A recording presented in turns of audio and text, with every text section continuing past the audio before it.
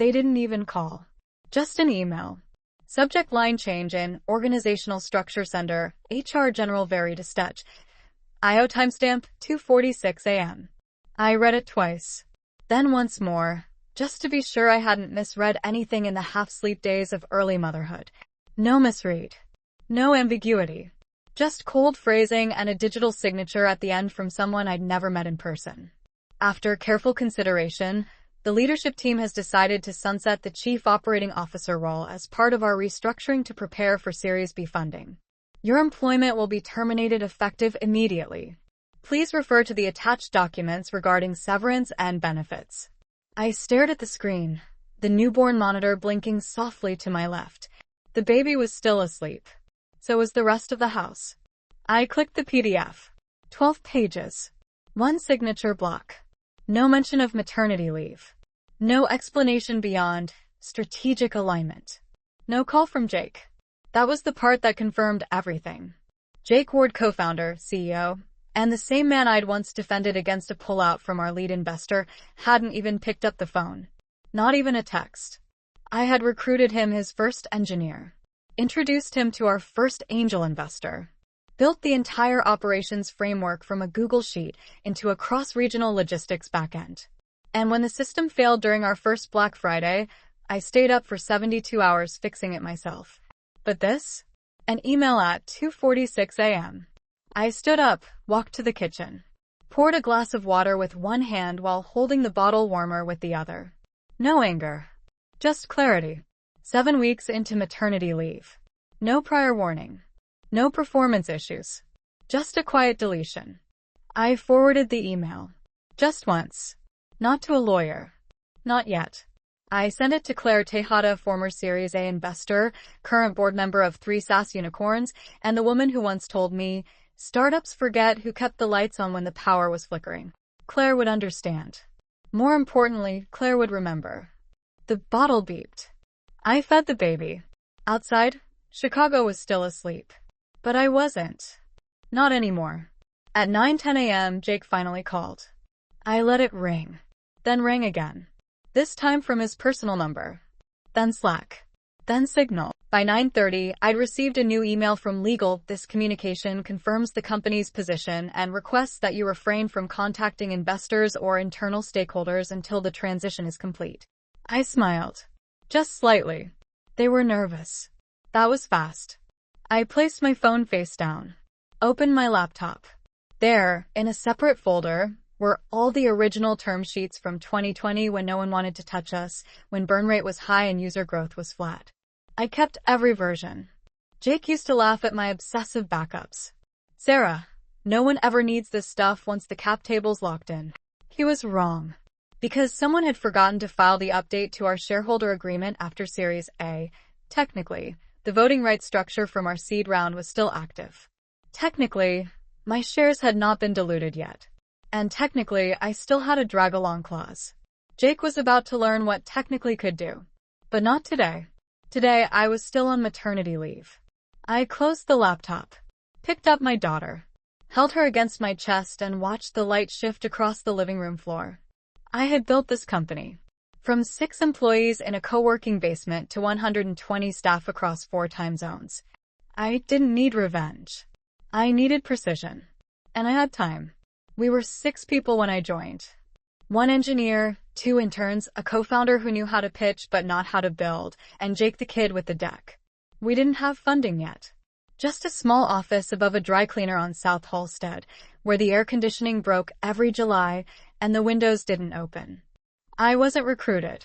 I wasn't even approached. I just saw something broken and offered to fix it. Jake had fumbled his first pitch to Angel Edge.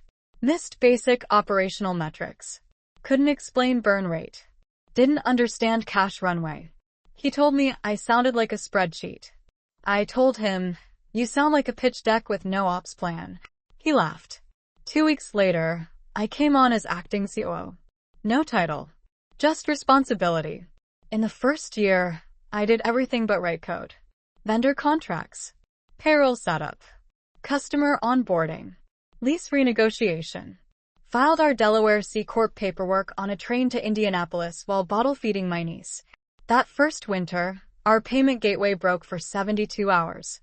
I was the one who found the Stripe API bug. We lost only one client. Could have lost all of them. I didn't ask for equity. Jake offered me 2. I asked for 5, but with a drug-along clause. You planning to sell the company out from under me? He joked. No, I said. I'm planning for when someone else tries to. He nodded. That was the first time he looked at me like a partner. Year 3 we closed Series A. I handled investor due diligence while Jake toured conferences. Claire Tejada, our angel-turned-lead investor, said one thing at signing: I'm backing this company because I know if Jake breaks it, Sarah can fix it. I smiled. Jake didn't. By then we were 40 people. I had built the onboarding system, scaled ops to support 5 customer verticals, negotiated 2 enterprise contracts, and managed to grow the support team without blowing up margins. Still, Jake was the name on the front page. I was the shadow making sure the math worked. Year 5. The company grew fast. Too fast. VCs poured in. New advisors showed up, slick suits, polished buzzwords. Growth mindset. Platform thinking. Ops is back office. Back office. They said it often enough, Jake started believing it. Started skipping our weekly check-ins. Delegated them to new hires who barely understood where the servers were hosted. That was the year I married David. Also the year I wrote my resignation letter. But I didn't send it. Because Q3 almost collapsed. We overcommit on service-level agreements. Ran out of deployment engineers in week 7. Client churn threatened to spike. I stepped back in. Quietly rebuilt our implementation pipeline. We salvaged 78 of the clients. Investor panic was avoided. Jake called me a rock star at the all-hands. Didn't mention I hadn't been paid overtime in 6 months. That night David asked me, "Why do you stay?" I said, "Because if I leave, it falls." He didn't understand. But he held my hand. Last year, I found out I was pregnant. I told Jake in a one-on-one. He looked up briefly from his laptop, said congrats, and then asked if I'd started documenting handoffs. I had. I always did. We hired 2 operations associates, both fresh out of school. One had disruption in his LinkedIn tagline. The other asked me if we had a vision for operational redundancy. I told her, I'm the redundancy. She laughed. I didn't. The signs came slow. My Slack permissions quietly changed. I stopped getting CC'd on term sheet. One day I walked into a strategy meeting and someone asked if I was still involved in day-to-day. I didn't correct them. Just watched. Jake hired a new CFO in April. Miriam Sanchez. Smooth, clinical, always in black. She brought in her own legal counsel and immediately began preparing for scale. I saw the spreadsheets. My name wasn't in the future state org chart. That was 2 weeks before I went on leave. I could have left earlier. I had offers. One from a SaaS logistics firm in Denver. Another from a VC fund looking for an operating partner. I turned them down. Not because I believed in the company. Not anymore. I stayed because I knew something they didn't: you don't fire the architect when you're still inside the building. And definitely not while she's still holding the blueprints. The thing about being written out quietly is that people forget to check what you still have access to. I wasn't in the Slack anymore. The work email was shut down within 6 hours of the termination notice. The HR portal revoked. But the data room? Still open. They'd copied me on the access list during the Series A raise. No one had bothered to update it. And somewhere between their haste to sunset me and prep for Series B, they forgot I was the one who structured the folder architecture. I knew exactly where the Rail files lived, and which ones looked clean but weren't. The investor packet was updated on a Tuesday. I downloaded it the same night. 73 slides. Market expansion. Burn rate. ARR targets. A beautiful forecast of the next 18 months. Except slide 39. Cap table post Series B scenario ownership lines restructured. Founders 29, investors 35, employees, option pool 14, advisor, class 1.8, unallocated 20.2. My name was missing. Completely. No dilution line. No explanation. Just gone. I opened the doc history. They'd edited the original file from Series A instead of creating a new one. I saw the log. Sarah Lin 5.4 drag-along clause, active board, seat non-voting observer, optional all deleted. Line by line. I cross-referenced it against the original term sheet. Still had my signed copy, with signatures from Claire, Jake, and myself. Legally, my shares were still valid. No vote had been held. No buyback initiated. No trigger on the drag-along. They hadn't removed me. They just pretended I no longer existed. That's when I knew. It wasn't a mistake. It was a move. They were preparing for a clean raise one without the awkward truth that 5.4 of the company was still owned by someone on maternity leave. Someone who'd built it. Someone who couldn't be controlled anymore. I called Claire. She didn't answer at first. But 5 minutes later, she called back. Sarah. I heard. Are you okay? I'm calm. Silence. Then, did they send the paperwork? I told her. Everything. The 2:46 a.m. email. The edited cap table. The missing drag-along clause. She didn't say anything for 10 full seconds. Do you still have the Series A voting rights copy? Yes. Then you're not gone. Not yet.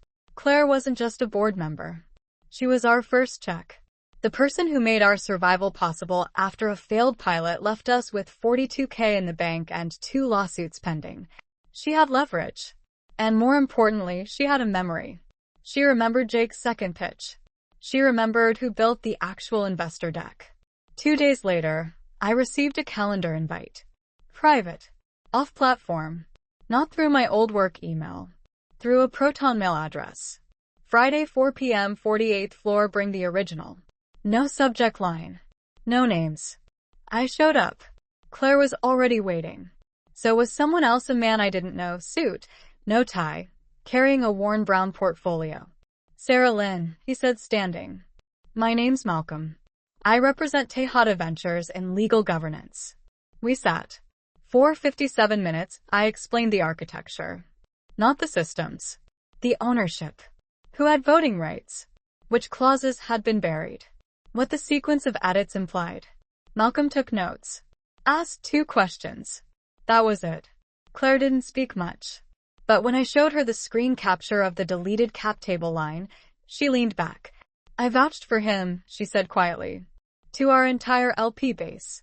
I didn't respond. There was nothing to say. The next week, nothing happened. No calls. No emails. Just silence. Until Thursday. A new filing hit Delaware's public registry. Notice of ownership, Event Veritas Technologies Incorporated, transfer of shares, internal reassignment, class B to class, a new controlling interest declared 51. I refreshed the page twice.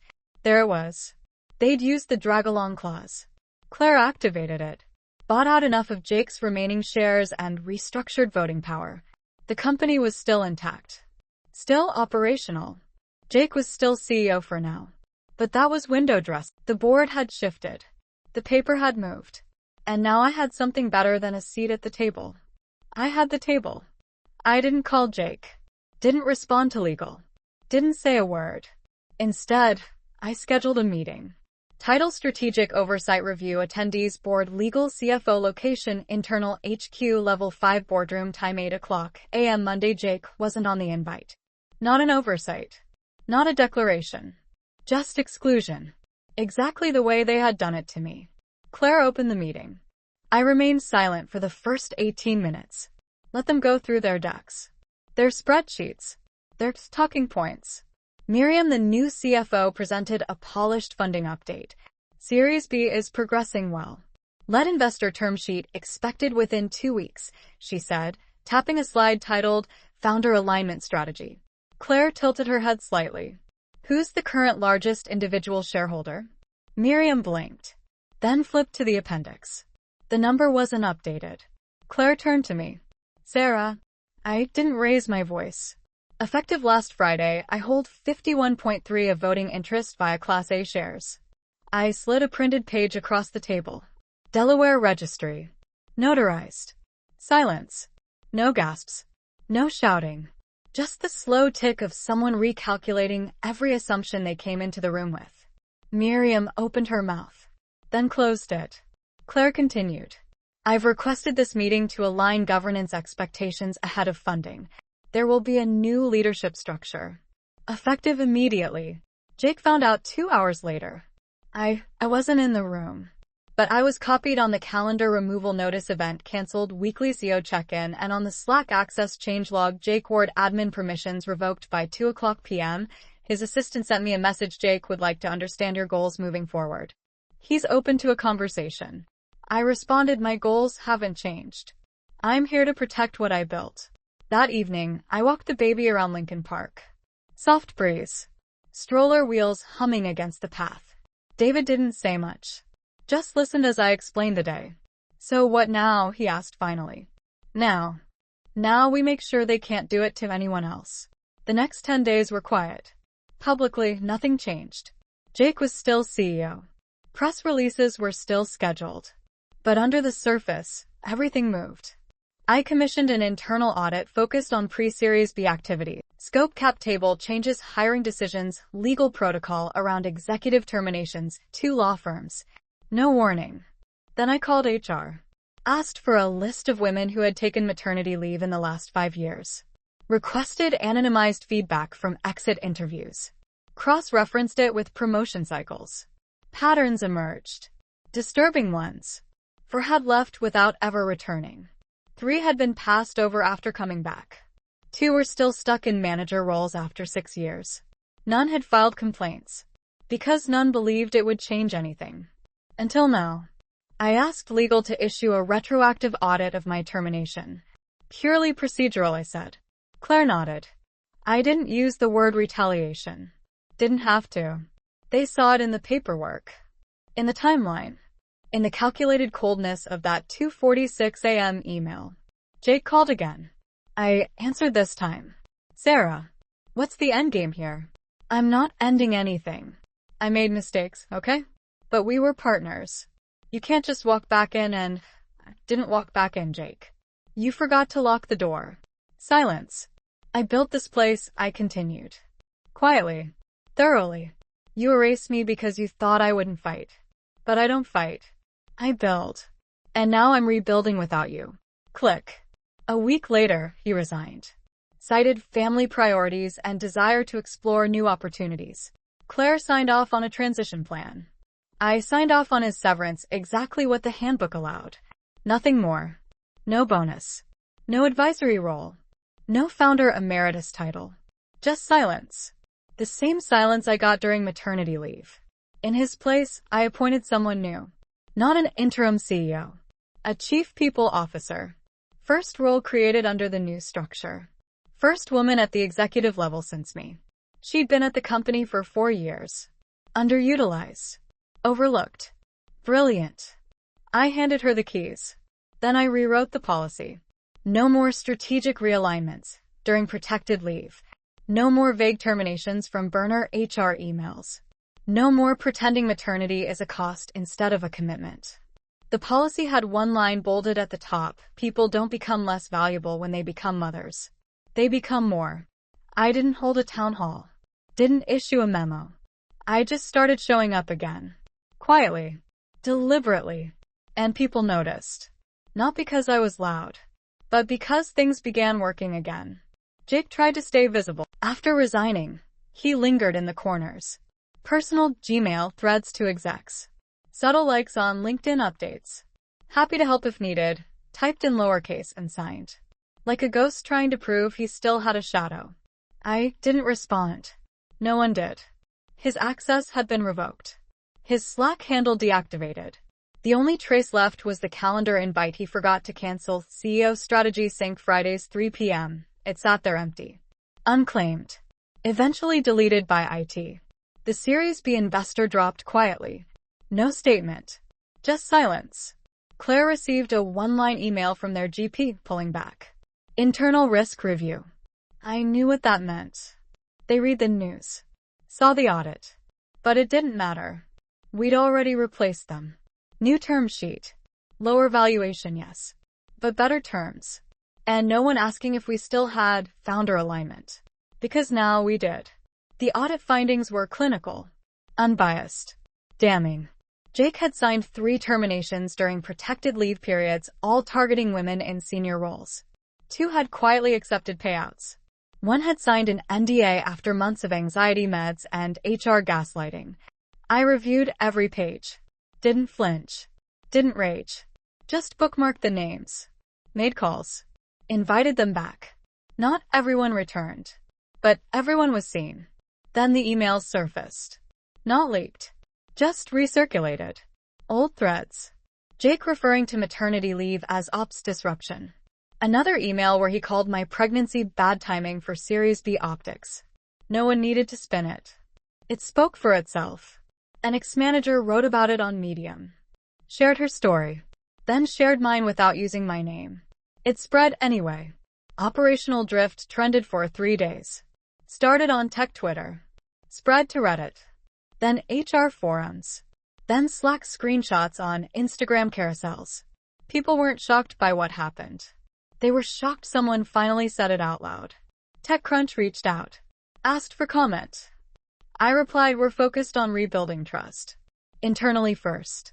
No drama. No call-out. But everyone heard what it meant. 3 of our top 5 clients paused contracts. Not because of product issues. Because they didn't want to be next to the fire. They called me. Said things like, we still believe in your leadership, and this isn't about you. They were right. And wrong. I let them go. On paper. But not in spirit. Because I knew when the dust settled, they'd come back. If the house still stood. Meanwhile, inside the company, quiet revolt.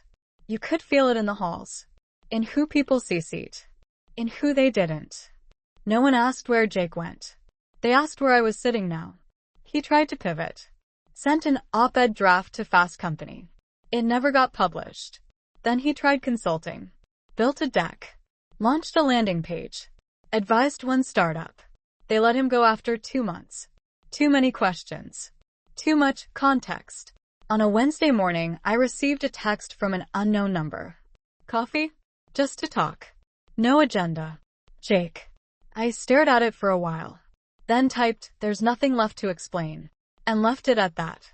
He posted a farewell thread a week later. 10 tweets. Reflections. Gratitude. Regret. No specifics. People liked it out of habit. Then muted him. You could feel the fatigue.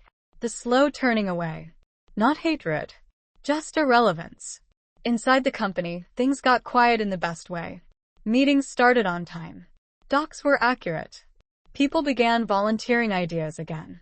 Not because they were told to, but because they were finally safe enough to care. A new hire asked me in the elevator, did you really build the original ops stack by hand? I said yes.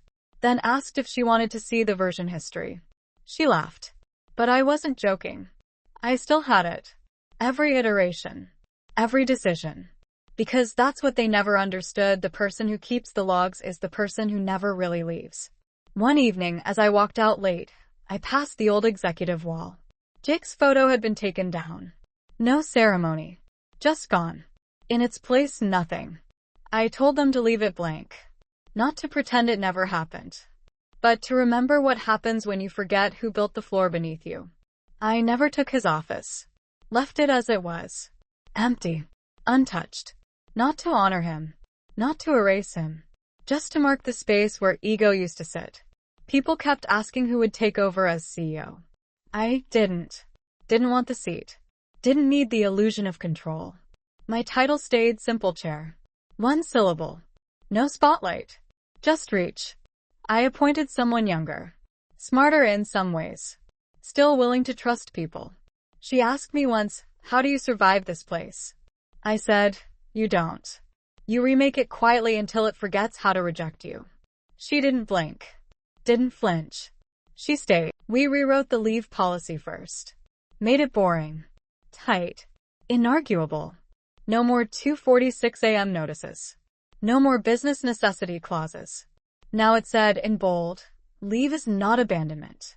Motherhood is not a liability. I kept showing up. Not loudly. Just consistently. Monday stand-ups. Quarter reviews. Exit interviews, especially those. I wanted to know who felt invisible. So we could write them back in. The investor deck changed too. No more founder story slide. No heroic arc. Just metrics. Retention. Return rate. Returnees. The new graph we added? Comeback index. Percentage of women who returned after leave and stayed. It rose every quarter. We never explained it in meetings. But the investors noticed. My office? A small one. Not on the top floor. Near the quiet end of the hall. The side where the glass turns soft in afternoon light. Desk. 2 chairs. And a plant, the same one I watered every Thursday. Still in the same cracked mug. Still growing. Jake's name never came up again. No one dared put it on paper. The younger hires didn't even know who he was. Sometimes, they'd ask about the old founder. I'd just smile and say he left. We stayed. I didn't take interviews. Didn't write a book. Didn't accept the podcast invites titled, How I Took Back Power. Because the story wasn't about power. It was about presence. About refusing to vanish just because they needed you gone. One afternoon, I passed a team gathering in the courtyard. Laughter. The sound of glassware. Someone had brought a baby. A new hire. The baby sat in her lap, wrapped in a fleece jacket branded with our old logo. Half faded. Still warm. I didn't interrupt. Just stood in the doorway. Watched. It was the first time in years that sound didn't feel like loss. A client asked me once, what changed the most after you came back? I thought about it. Then said, we stopped designing systems that require women to disappear to keep them running. He was quiet. Then nodded. Sometimes I still wake at 2:46 a.m. Same hour the email came. But there's no bitterness now. Just breath. The monitor hum. The soft rise of a baby's chest in the next room. Not an infant anymore. Almost walking. I kept everything from that time. The original Series A deck. The edited cap table. The legal notes. The screenshots. The timeline. Not for revenge. Just for memory. Because one day, someone will need proof that silence was never the same as consent. There's one drawer in my desk. Locked. Inside the old termination letter. The mug. And a note I wrote the night I got the company back. It only says, you forgot I built the wiring. I haven't had to open it. But I like knowing it's there. And when they ask what I want now, what I'm building, what I'm aiming toward, I say this: I want a company where no woman has to win like I did. Where we don't need blueprints that start with survival. Where silence isn't something we endure but something we choose. And where the strongest room has no plaque, no glass walls, just people who never had to come back because they were never erased.